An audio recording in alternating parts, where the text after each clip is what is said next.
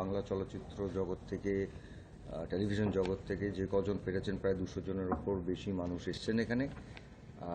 আমরা part of the industry থেকে এটাই বলতে পারি যে মহানায়ক উত্তম কুমার শুধুমাত্র মহানায়ক নন, উনি সারা বিশ্বের বাঙালিদের একটা ইমোশন। এবং হ্যাঁ, জন্মদিন পালন করা হয়, কিন্তু এই বছরটা আমাদের কাছে স্পেশাল, সেন্টেনারি ইয়ার, সবাই জানেন।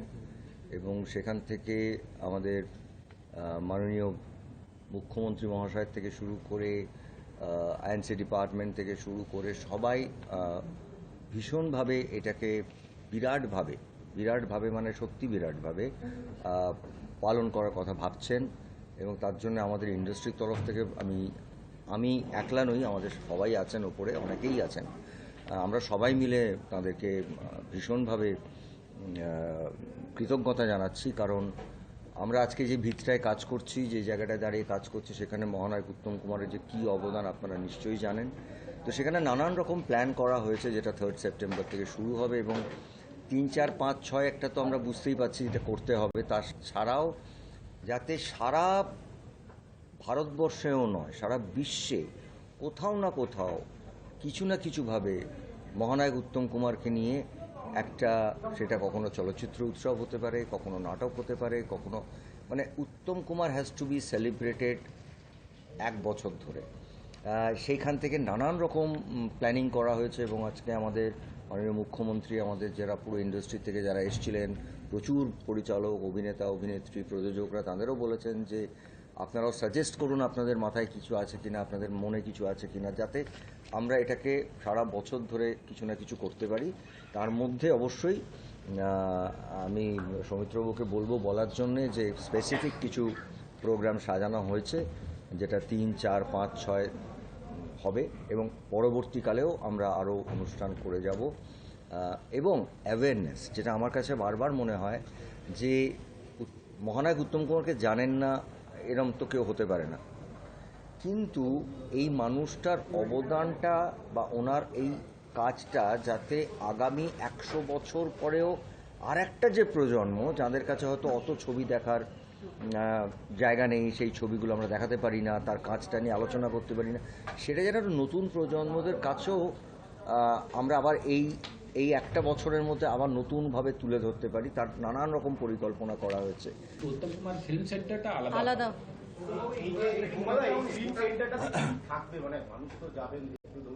নন্দনে যেভাবে নন্দন আছে, বেবি নন্দন আমরা যেহেতু এটা নতুন করে করা হবে, তো যেভাবে যারা স্টেক হোল্ডার, যেমন স্যার আছেন এখানে, তারপরে বাকি যারা স্টেক হোল্ডার, যারা ফিল্ম জগৎ থেকে, তারা যেভাবে পরামর্শ দেবেন আমরা সেভাবেই করব। এবং পার্শালি মিউজিয়ামের মতন, মানে শুধু আমাদের উত্তম যেটু তো নন, মানে আমাদের এই এত বড় একটা ইন্ডাস্ট্রি, তার প্রচুর জিনিস আছে, সেটা সত্যজিৎবাবু হতে পারেন, সৌমিত্র চট্টোপাধ্যায়, বা তাদের প্রচুর জিনিস একটা বড় মিউজিয়ামের মতন, আমরা একটা কালচারাল হাবের মতন, যেখানে একটা গেলে মানুষ আমাদের বাংলা সিনেমার এই যে 100 বছর আমরা কাটিয়েছি, তার কিছু না কিছু স্মৃতি বা কিছু না কিছু মোমেন্টস তার মধ্যে, যেরকম বিদেশে গেলে না আমরা একটা জায়গায় গিয়ে দেখতে পারি ইতিহাসটা বেরিয়ে আসে, সেরকম একটা জায়গা পরিকল্পনা, সেটা অবশ্যই মহানায়ক উত্তম কুমারের নামে হবে।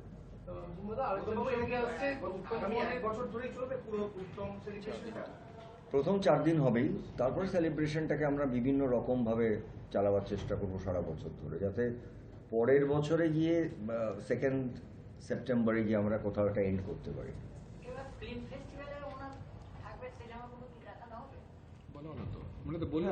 মানে আমাদের ফিল্ম ফেস্টিভ্যালে অবশ্যই এবারটা তো সেন্টেনারি, আমরা প্রত্যেক বছর অনেকেরই সেন্টেনারি এখানে আমরা পালন করেছি, এখানে তো মহানায়ক উত্তম কুমার সেন্টেনারি আমরা পালন করবেই ফেস্টিভ্যাল, সেটা খুব স্বাভাবিক। আপনি যে কথাটা বললেন যে পরবর্তী প্রজন্মের কাছে উত্তম কুমারের কাজগুলো যাতে সঠিকভাবে তুলে ধরা যায়, সেক্ষেত্রে আমরা জানি যে অনেক বছর আগে কাজগুলো করা হয়েছে, 16 থেকে 23 বলে দিন, 16 থেকে 23 ডিসেম্বর 16। নতুন ফরম্যাটে ডিজিটাল আর্কাইভের কথা কিছু আপনারা ভাবছেন ওই সিনেমাগুলো যাতে? হ্যাঁ, এক্ষুনি আমরা ওপরে আলোচনা করছিলাম যে কিছু কিছু ছবি অবশ্যই আর্কাইভ করা হয়েছে, রাধাতে আছে, কিন্তু অনেক ছবি পাওয়া যাচ্ছে, শুধু মহানায়ক উত্তম করে না, অনেকগুলো, সেটা নিয়ে আমার সঙ্গে এক্ষুনি বাবুদারও কথা হচ্ছিল, সেটাকে আমরা চেষ্টা করব। এই যে একটা বছর না, এই একটা বছরের মধ্যে শুধু মহানায়ক উত্তম কুমার, সুচিত্রা সেন, এদের তো আছেই, আরও কিছু ইম্পর্টেন্ট ছবিকে যদি আমরা, যে কারণে আজকে অনেক প্রযোজকরা এসেছিলেন, কারণ অনেক ছবির কোথায় রাইটস, কার কাছে রাইটস, এগুলো জানি না, তবে হ্যাঁ মানে এটাকে অলরেডি রূপায়ণের যত ছবি আছে সেটা অলরেডি আপনারা জানেন যে রাধাতে সেটাকে সুন্দর করে রাখা আছে, খুব ইম্পর্টেন্ট ছবি আছে, এবং সেখানে অবশ্যই মহানায়ক উত্তম কুমারের ছবি তো আছেই, যেটা রিস্টোর করার দরকার আছে। এবং এই জার্নিটার মধ্যে দিয়ে আমরা চেষ্টা করব যতটা মানে সরকারের সাহায্য নিয়ে চেষ্টা করা হবে সেই ইম্পর্টেন্ট ছবিগুলোকে রিস্টোর করা। এত বছর পর মানে এত বড় একটা সিদ্ধান্ত সাধারণত আগে দেখিনি, উত্তম কুমারের এত লম্বা জার্নি। কোথাও কি মনে হচ্ছে না এটা এত বছর পর সিদ্ধান্ত নেওয়া হলে, এটা আগে হলে আরো ভালো হতো? বাংলা চলচ্চিত্রের সাথে যারা যুক্ত, যারা বাংলা সিনেমা দেখতে ভালোবাসে, না আসলে তো মহানায়ক উত্তম কুমারের শতবর্ষটা এইবার এই 3rd সেপ্টেম্বর, তো এইটার সুযোগ, হ্যাঁ এটা বলা যেতে পারে যে শত বর্ষটা উদ্দেশ্য না, উদ্দেশ্যটা উত্তম কুমারকে আরো ভালোভাবে চেনা। হ্যাঁ এটা নিশ্চয়ই, মাননীয় মানে মুখ্যমন্ত্রী এটা- উদ্যোগ নিলেন। হ্যাঁ, শুভেন্দু আমি এর অধিকারী আগেও বলেছি যে মাননীয় মুখ্যমন্ত্রীর সঙ্গে আমাদের ইন্ডাস্ট্রির অনেকের কথা হয়েছে, এটা ওনার ভাবনা, এবং এই ভাবনার জন্য আমরা সবাই সাধুবাদ জানাচ্ছি।